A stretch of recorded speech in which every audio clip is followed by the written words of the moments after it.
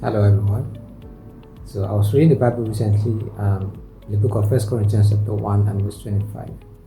And I read, this is what it says. It says, because the foolishness of God is wiser than men, and the weakness of God is stronger than men. And yeah, I think I've had one or two reviews about that. But most times people are confused about what it means. The foolishness of God is wiser than men, and the weakness of God is stronger than men. We're going to ask the question, is God foolish or does God have foolishness?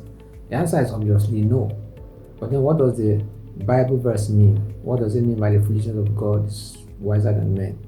Now you will get to understand the key of this verse if you go up a little bit. So let's read from verse 21.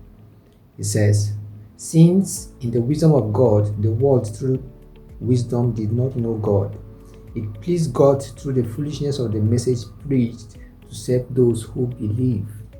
So this is the first part. Now imagine you were told someone came, God became a human being and came to the world and died for everyone. And when you believe in that, what he did, then you are saved. It sounds actually foolish. So that is the foolishness of the message of the gospel. If that message doesn't make sense. Now, when you continue further, he said, for Jews request a sign, and Greeks seek after wisdom. But we preach Christ crucified, to the Jews a stumbling block, and to the Greeks it is foolishness.